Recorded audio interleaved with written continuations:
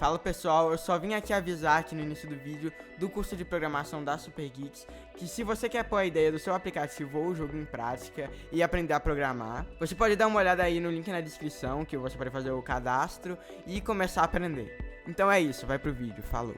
E se todas as suas conversas de WhatsApp, teclas que você digitou, sites que você acessou e imagens que você viu no seu computador não sumissem de simplesmente você fechar a aba ou deletar um arquivo, e sim elas ficassem guardadas no seu computador. Mas elas não são guardadas da forma casual, como um log ou o computador que salvou esses dados para guardar para depois. Esses dados na verdade são guardados na memória RAM. E que pra quem não sabe, que eu acho bem difícil, é aquela memória que você compra de 8 GB, 16, que é a memória que todos os dados do seu computador passam quando você abre alguma coisa nele.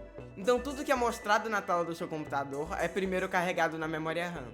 E por isso que o Google puxa tanta memória RAM, porque quando você abre um site nele, ele carrega todos os códigos, todas as imagens e textos na memória RAM. Então todo o site é carregado nela. E como todos os dados passam por ela e ficam guardados nelas, eles também podem ser recuperados. E esse processo também é usado em outra área da computação, que é a análise forense, tipo CSI. Então quando a polícia investiga alguém incriminado de alguma coisa envolvendo o computador, ou o computador pode ser usado de prova, os peritos eles fazem uma perícia no seu computador. E essa análise forense é usada quando você precisa pegar algum dado ou alguma prova do computador em uma perícia.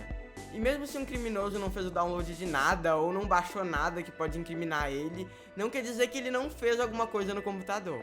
Que seja mesmo uma troca de mensagens ou no WhatsApp ou no Telegram ou algum site que ele acessou. E muitas pessoas acham que isso vai embora só de apagar o histórico. E também uma coisa que eu queria deixar claro, que eu não sou focado nessa parte de análise forense, então eu não vou me aprofundar muito ou falar muito tecnicamente. E esse processo de extrair dados da memória é feito com algumas ferramentas que vão extrair gigas e gigas de arquivos que já passaram pela memória. Então agora vamos fazer um teste, vamos fingir que esse WhatsApp aqui é do maior traficante de canetas do mundo. Então ele é o maior traficante de canetas Bic do mundo e vamos fazer uma troca de mensagens aqui antes pra depois a gente tentar ver se a gente consegue achar alguma coisa. Então eu vou vir aqui e digitar: fala mano, sou um traficante de canetas, tenho canetas Bic por R$3, dá boa, não sai tinta, pode confiar. Ok, a gente já fez a troca de mensagens aqui pelo WhatsApp e agora eu vou fechar essa aba e deslogar do meu WhatsApp aqui do computador. Então eu vou desconectar o WhatsApp e fechar a aba. E eu também vou apagar o histórico do computador. Então a polícia prendeu essa pessoa muito perigosa que vendia canetas, então ela foi na casa dela e apreendeu o computador dela. E chegou a hora de fazer a perícia dele. Então a gente vai ter que recuperar essa conversa. Mas antes disso eu queria falar uma coisa interessante, que antes de fazer essas apreensões, os policiais eles... Na verdade os policiais não, os cara que analisa o computador. Eles fazem um documento chamado cadeia de custódia, e nele eles colocam vários dados do computador, seja o tamanho da memória, quantos gigas que ele tinha e um monte de coisa. Mas uma coisa interessante é que eles geram um hash a partir dos dados que eles pegaram do computador. Então eles vão fazer uma cópia para análise e vão gerar um hash.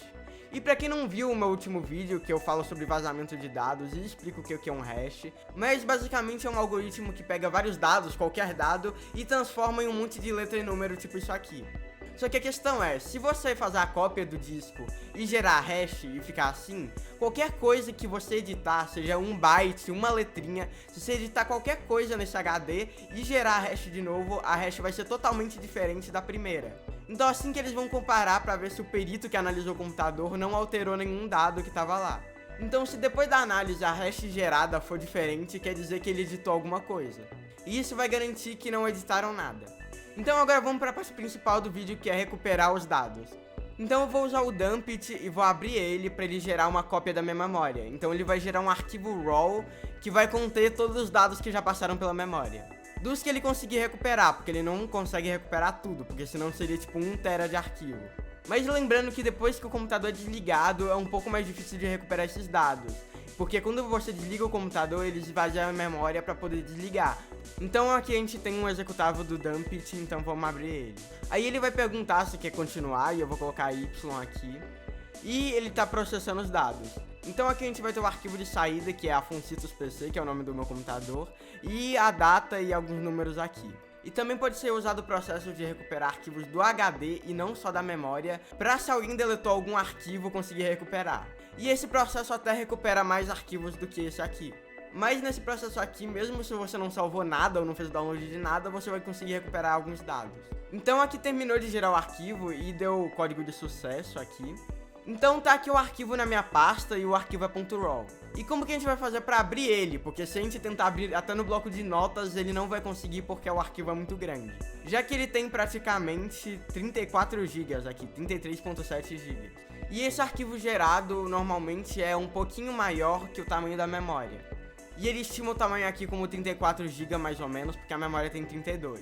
Então se a memória fosse tipo de 8 GB, ele ia gerar 10 ou 9 GB. Então a gente vai abrir esse arquivo em um editor hexadecimal, já que os dados da memória eles são salvos em hexadecimal. Então a gente meio que vai traduzir esses dados para texto normal. Então eu vou vir aqui e abrir o meu arquivo. Então tá vendo esse arquivo aqui cheio de número estranho? Esse é o arquivo da nossa memória. Então a memória vai salvar os dados assim, só que como eu disse, ele tá traduzindo do hexadecimal. Então aqui tem um monte de arquivo, partes de arquivo, um monte de letra, um monte de texto. Então por isso que tem esses textos estranhos aqui, porque isso pode ser um arquivo ou um dado da memória ou alguma coisa assim. Mas o que a gente quer é pegar essas mensagens. Mas a gente não vai procurar ela aqui nesse monte de texto, mesmo que não daria, porque tem 34 GB de texto. Aí a gente vai filtrar esses dados para encontrar alguma coisa que pode ser uma prova. Então a gente vai encontrar um texto e o que a gente procuraria? Ok, a gente tá vendo a memória de alguém que foi preso por traficar caneta.